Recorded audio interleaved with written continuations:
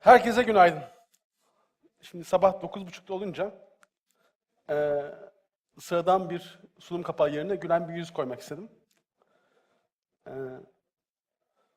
İçinizde Helvetica belgeselini izleyen var mı hiç?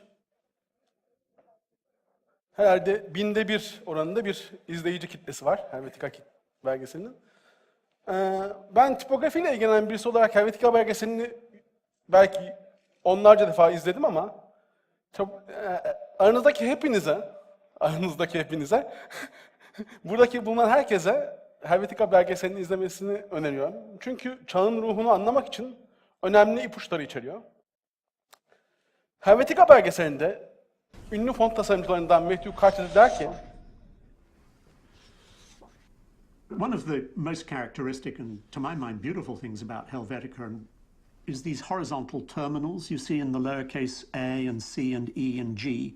The whole structure is based on this horizontal slicing off of the terminals.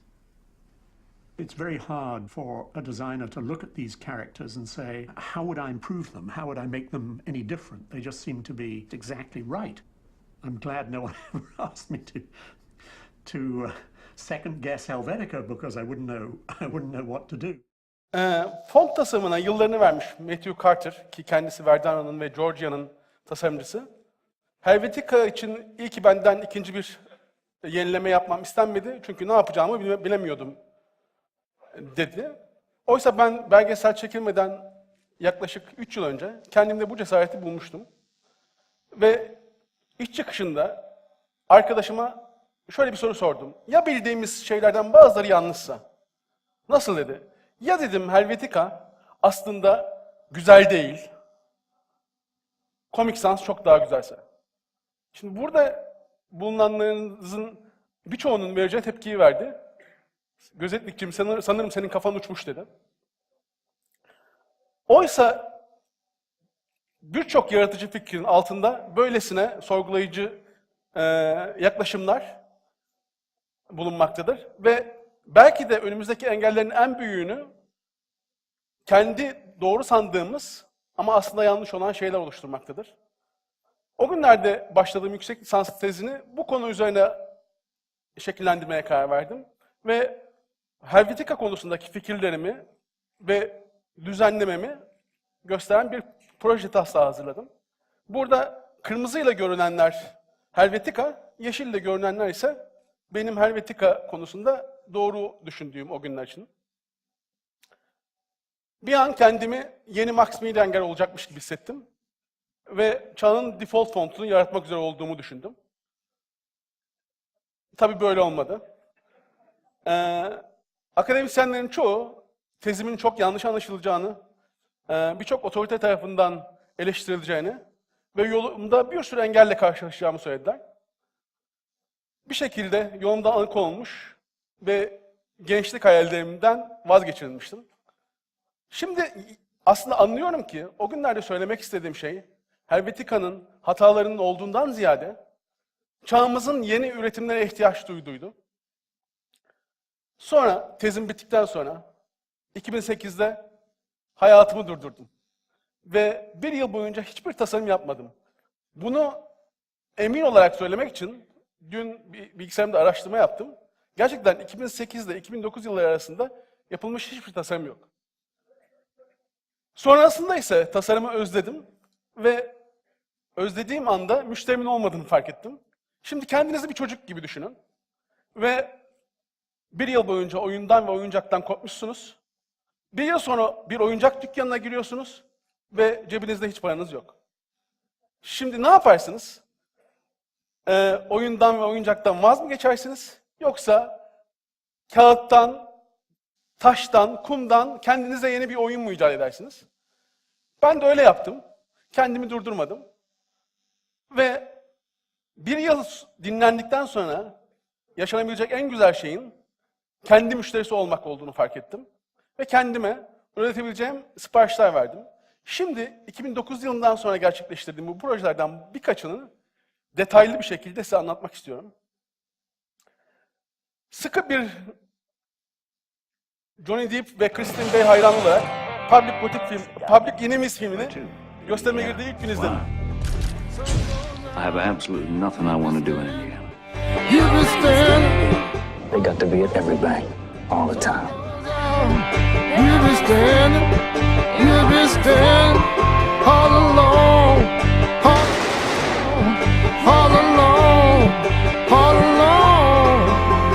Oh.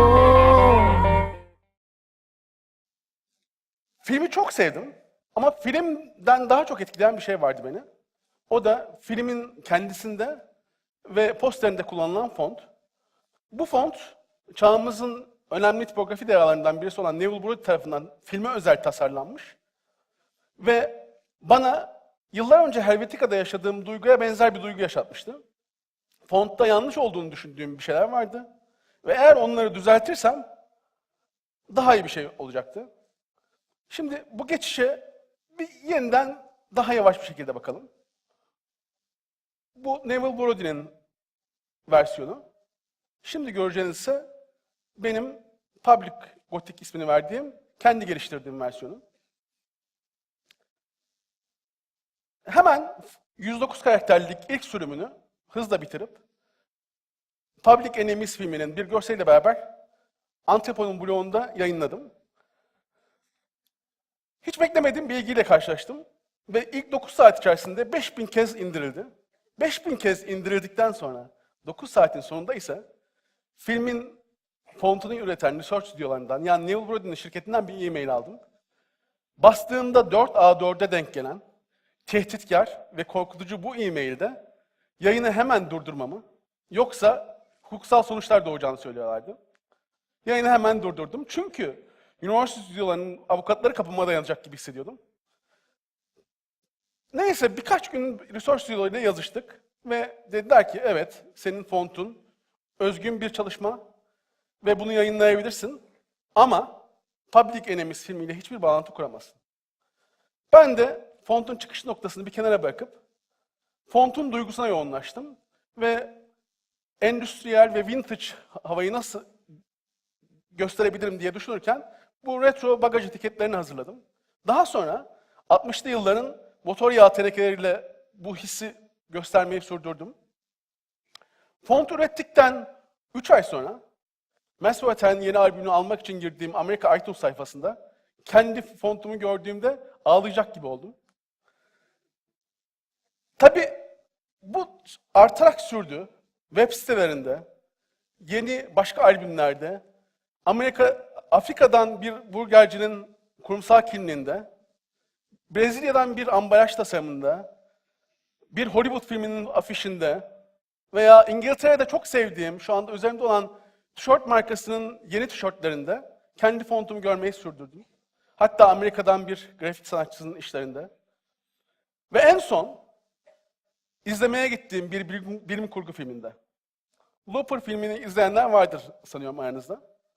Looper filmini izlerken asıl adamımız Joe'nun kırmızı Mazda'sıyla kulübe doğru gittiği bir sahne vardır. Solda telekinetik enerjiyle ilgili bir billboard görür. Dijital bir billboard.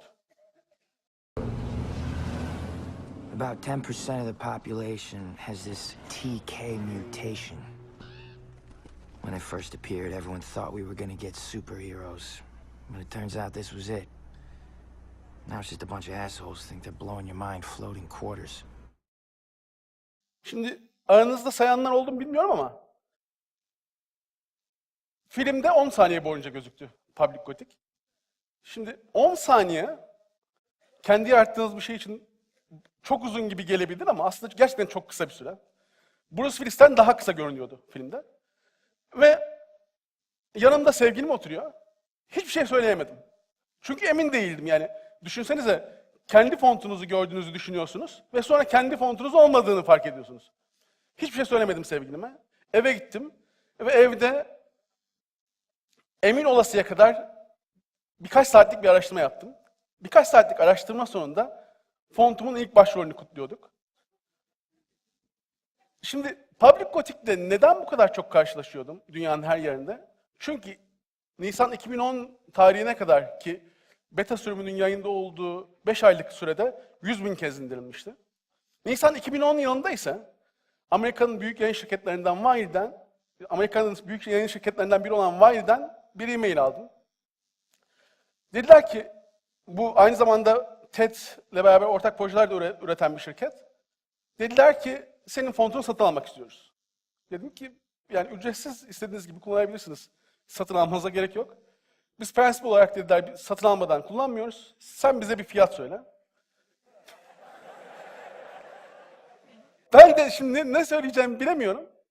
150 makinalık bir lisans için o günlerde içime doğan bir fiyatı söyledim. Böyle 10.000 doların üzerinde bir fiyattı bu. Ve birkaç ay süre geçti. Eve geldim bir gün posta kutumun üstünde açık bir zarf içinde bir adıma kesilmiş bir çek olduğunu fark ettim. Böylelikle Public OT'nin ticari sürümüne geçtik. Şimdiye kadar bu ticari sürüm TBWA, DreamWorks CGI, Yahoo gibi bir sürü şirket tarafından lisanslandı. Ama şimdi anlatacağım proje beni çok daha fazlasına, hayallerimin çok ötesine, milyonlara ulaşmamı sağladı.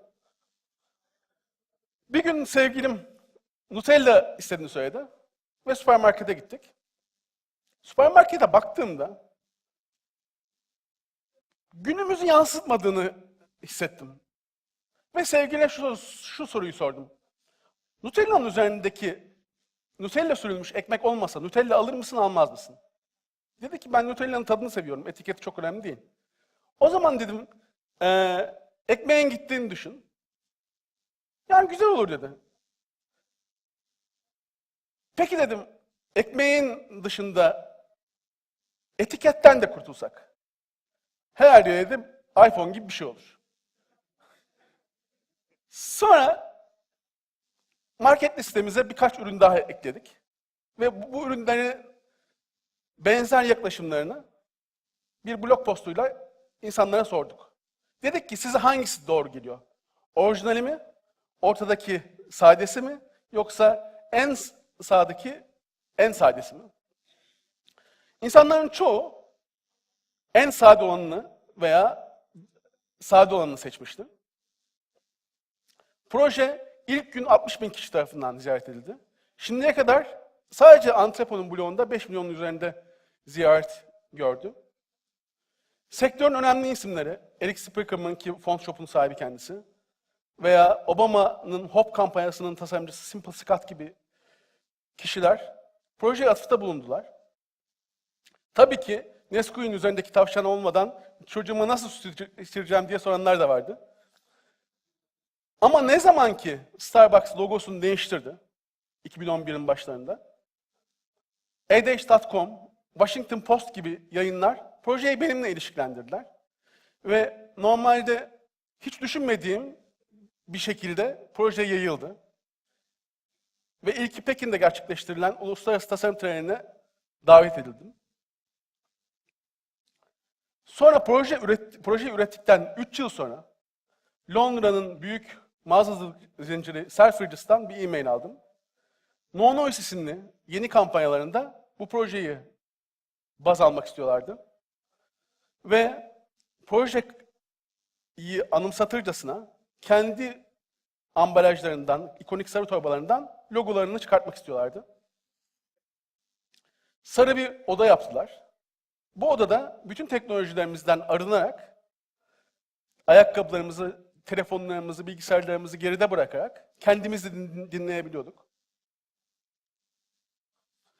The Quiet Shop isimli kavramsal mağazadan sadeleştirilmiş ürünleri alabiliyorduk ki bunların içinde Heinz, Levi's, Beats by Dre gibi önemli markalar var. Bu da kısa tanıtım filmi.